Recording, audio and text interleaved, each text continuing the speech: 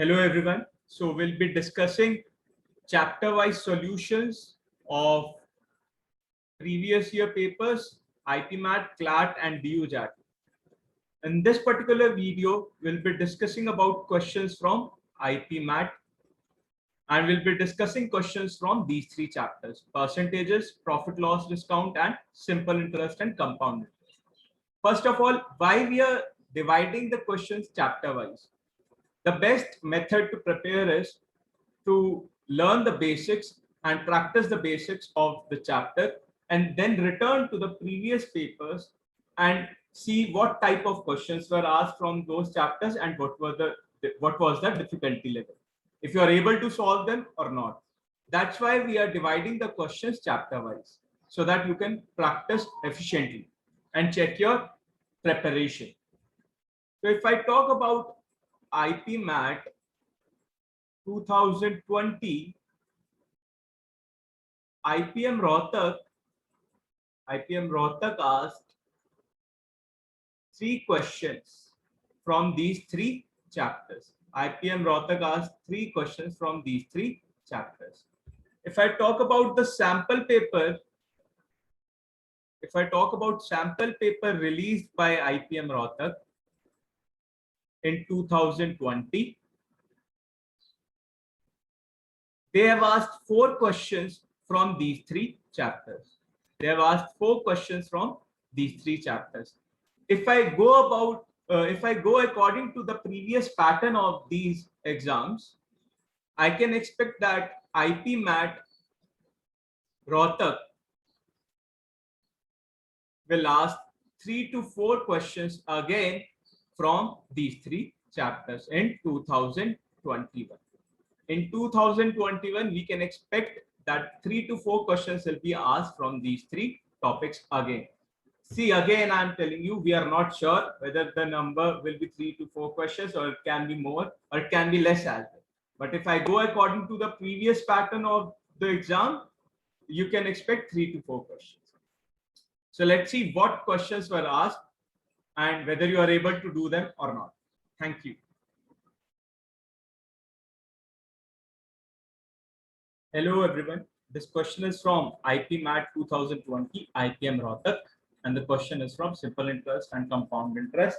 Actually, this is not a direct question of simple interest and compound interest. It is actually a question of percentages itself. Yes, let's read the question. Bhavani invested an amount of rupees 13,900 divided into two different schemes, A and B, at the simple rate of 14% per annum and 11% per annum, respectively. If the total amount of simple interest earned in 2 years is rupees 3,508, what was the amount invested in scheme B? Okay, so first of all, what is the simple interest earned in 2 years? It is 3,508. Since simple interest is same in every year, I can find out the simple interest for 1 year, which will be 3,508 divided by 2, which gives me 1,754. This will be simple interest earned in 1 year, because simple interest is same in every year. Yes. Now, what was the principal amount invested? It was 13,900 in total in both the schemes. If I talk about the rate of interest that I got, what I can do is the simple interest earned in 1 year divided by the total principal amount into 100. See, this is very calculative. What I can do is I can use the virtual calculator that will be given to you in the exam. You cannot use a physical calculator. You have to use a virtual calculator that is there on the screen. So I'll be using a calculator to give you a first-hand experience. Let me use the calculator. Okay. So we need to find 1,754 divided by 139, which gives me 12.62. Approximately, I'm taking it as 12.62. Okay, so my percentage will be approximately 12.62%. Yes. Now this is the overall rate of interest that I got. This is a kind of weighted average. I'll be using allegation over here, scheme A and scheme B. Scheme A is giving me 14% per annum and scheme B is giving me 11% per annum. Now, if both of them are combined in 1 year, I'll get 12.62% of interest. Yes, this is what I was doing.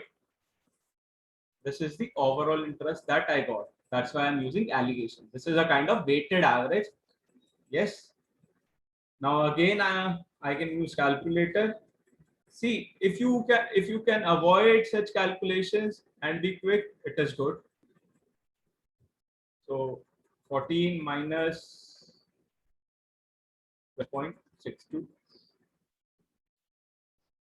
1.62, 1.38.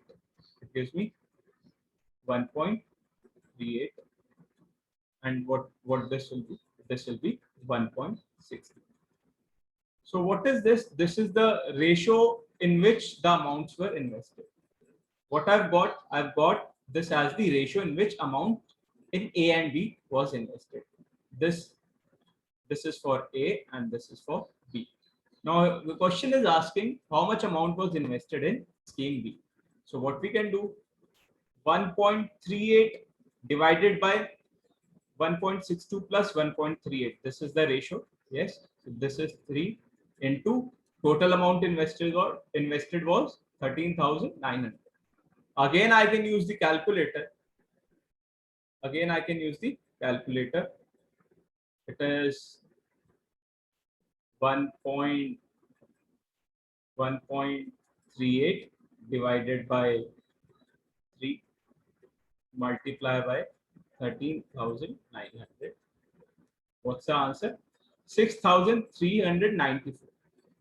6,394. Is there any answer like this? Yes.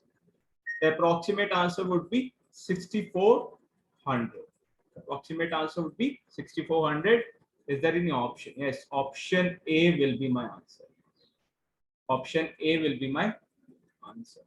So as you can see, not all the questions are easy. Questions may be easy, but they are calculative. If they are calculative, you can use the virtual calculator. So our answer is option A. I hope you understood this, and I hope that you understood where to use the virtual calculator and what type of questions you can use the virtual calculator.